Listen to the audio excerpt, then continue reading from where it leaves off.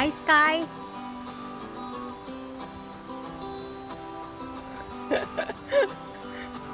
Are you okay over there? Huh?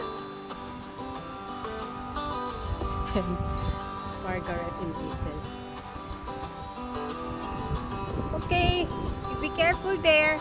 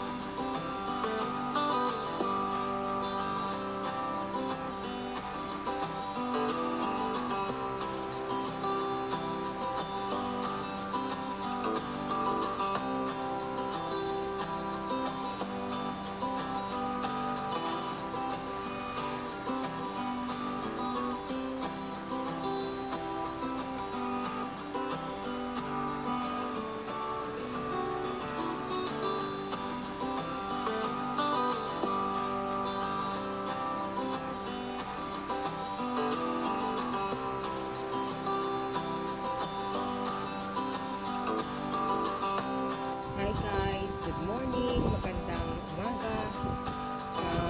Today we have a severe, not actually severe, our weather this time is difficult. We have a winter storm, and of course if we are working here in our farm with our animals, too difficult, very slippery the ground.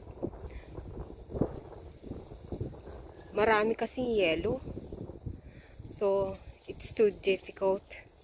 I will show it to you guys our water here, how we keep our water for our animals, especially to our chicken, how we put their water and how we keep their water not to be frozen. I will show it to you. Luckily we have still a power, so this faucet has a heater, that one there, so it's we put here, but still we need to cover it. We need to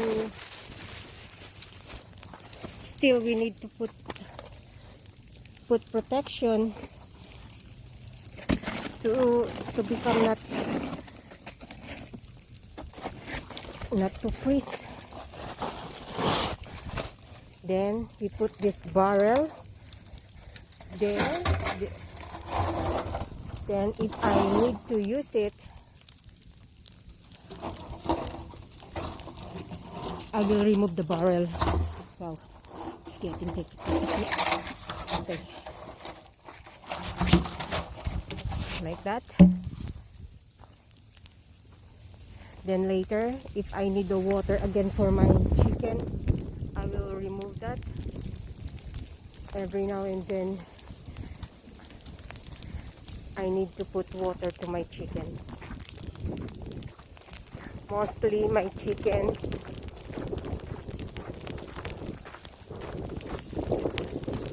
they decide not to go out. They are still inside their coop, and even the turkey.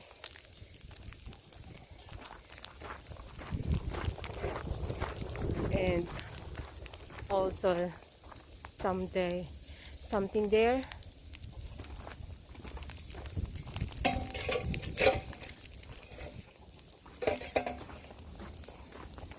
This is the situation right now.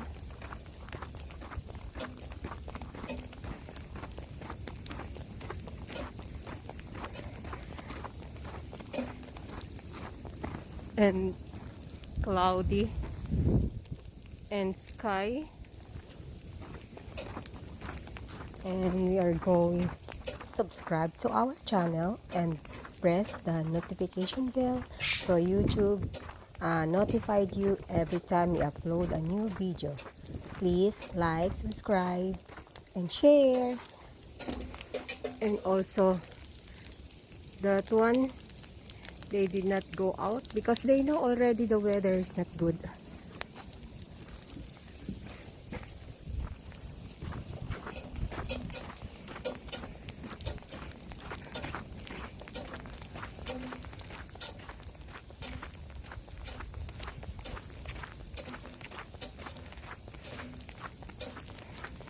I already fed my pigs and also my chicken.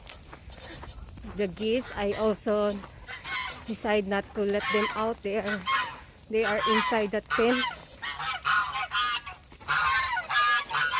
So every now and then they can go inside of their coop. And so also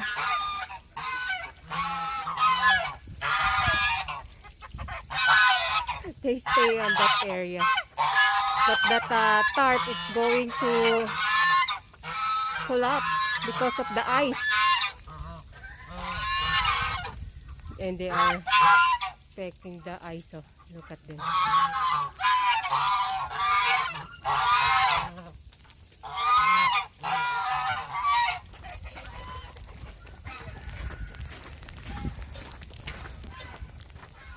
And also my chicken there at the coop. They have water and food. And the babies there.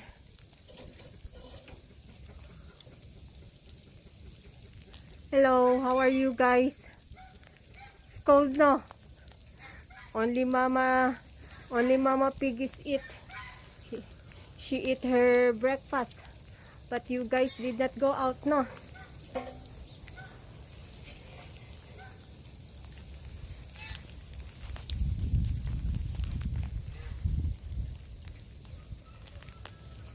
Yeah.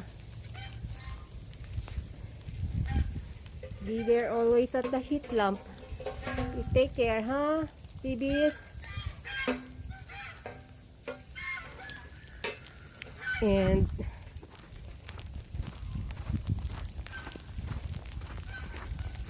also our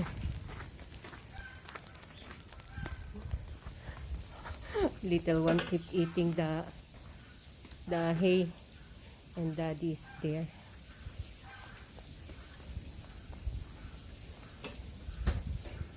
Yeah, daddy.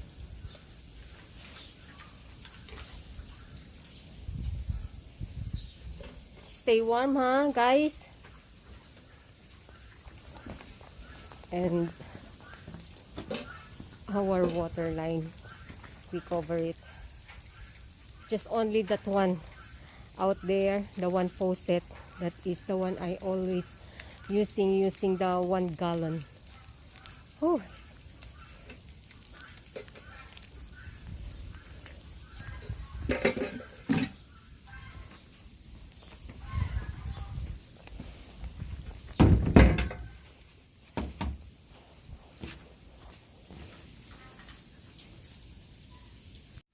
So hard. If the weather like this, you're working with your animals, oh, it's too difficult. It's painful to the hands, painful to the feet, and still,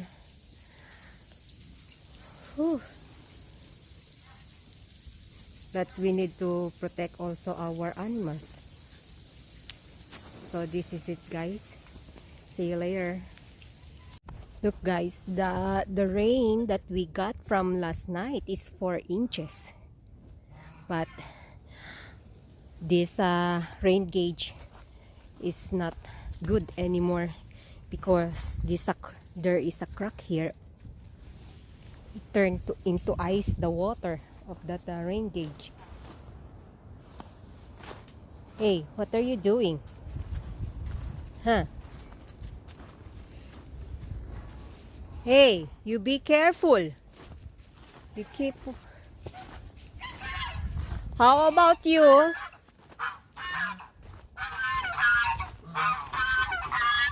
You want to get out? Huh? Pepper, Gabi?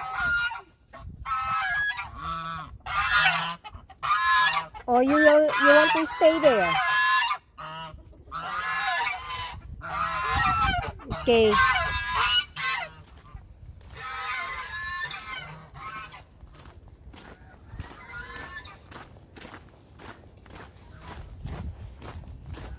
How is it, my piggies?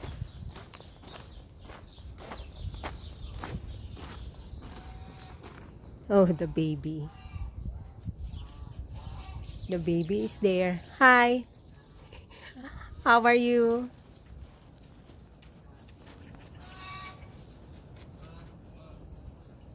Yeah, it's cold, no? Yeah. And their mama. Yeah, mama, become muddy your pen.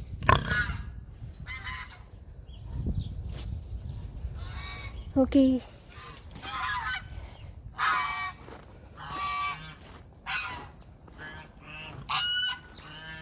Kind of cold. This is our place right now. Full of ice. Still chilly. And look at that, the roof. Very thick. Wow, it's hard. Turn the ice. Look at that.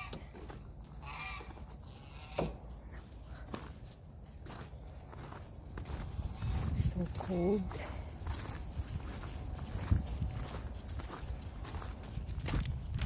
And I feed my cow and the 2 donkeys.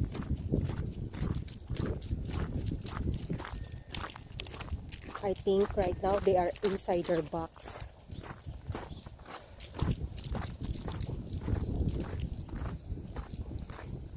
I will show it to you.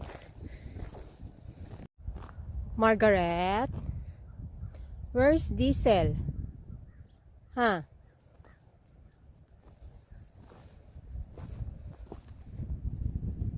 Diesel beside you? The 2 donkeys over there. They are eating. Oh, kind of chilly again.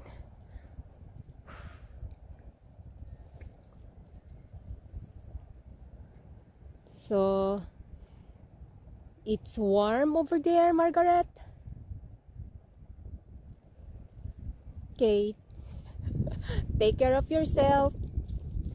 See you later. See you later, Matthew. Little Matt. Hi, Sky.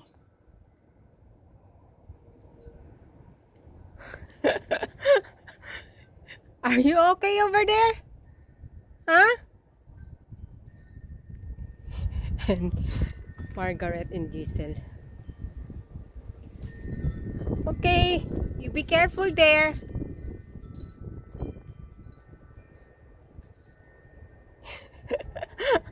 You have a bonding with the donkey. See ya, Sky.